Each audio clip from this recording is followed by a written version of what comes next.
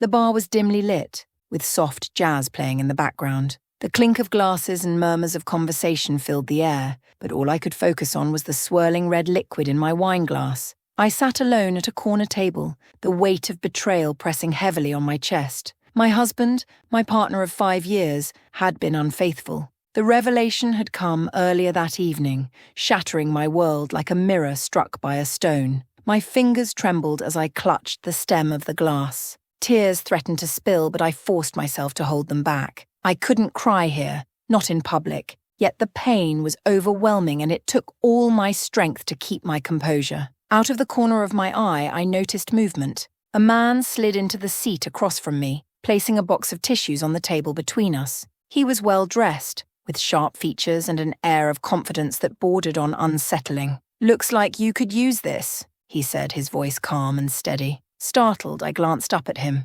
unsure of how to respond. "Thanks," I muttered, grabbing a tissue. "Rough night?" he asked, leaning back slightly in his chair. His tone was curious, not prying, and his piercing eyes seemed to see straight through me. I hesitated, then let out a bitter laugh. "You could say that. My husband's been cheating on me." He tilted his head, his expression unreadable. "I know how that feels," he replied. Surprised, I looked at him more closely. "You do?" He nodded, swirling the amber liquid in his glass. "My wife has been having an affair with a married man." My heart skipped a beat. "What's his name?" I asked, my voice barely above a whisper. When he said it, the room seemed to spin. It was my husband.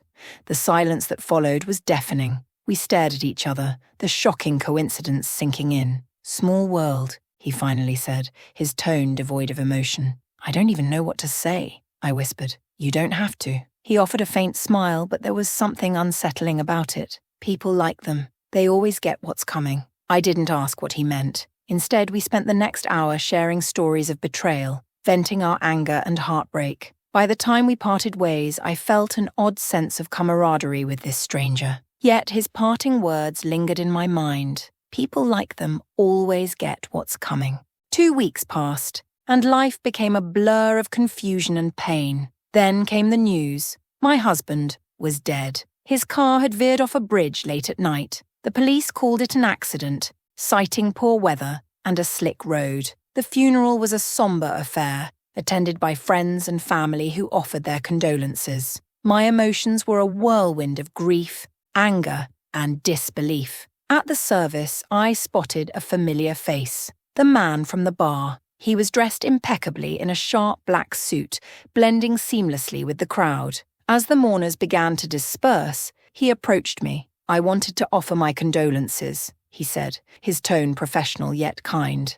He extended a hand. "Detective Mark Andrews, I've been assigned to investigate your husband's life insurance claim." I stared at him, my mind struggling to process his presence. "Detective?" I repeated, my voice faint. He nodded. "Yes, just routine procedure. Cases like this require thorough investigation." As he spoke, I noticed something on his wrist. A gold watch. My stomach twisted as recognition dawned. It was my husband's watch, the one I had saved up for months to buy as an anniversary gift. "That's quite a watch you have there," I said, keeping my tone neutral. He glanced at it, a hint of a smile playing on his lips. "Oh, this? It's nothing special. Just a little something I acquired." Something about his demeanor sent a chill down my spine, but before I could say anything more, he stepped closer, lowering his voice. "Satisfyingly painful," he murmured, his words barely audible. I froze, my breath catching in my throat. When I turned to confront him, he was already walking away,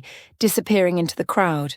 Over the following weeks, I couldn't shake the feeling that something was amiss. The circumstances of my husband's death, the presence of the detective, and his cryptic words, everything seemed too coincidental. I began digging into Detective Andrews' background, piecing together fragments of information. What I discovered left me reeling. His wife's affair with my husband had left him with a shattered marriage and a burning desire for revenge. As I delved deeper, the puzzle pieces began to fit together, painting a chilling picture. One evening, I found myself standing outside his office. Summoning every ounce of courage, I stepped inside. He looked up from his desk, his expression unreadable. "We need to talk," I said, my voice firm. He gestured for me to sit, leaning back in his chair.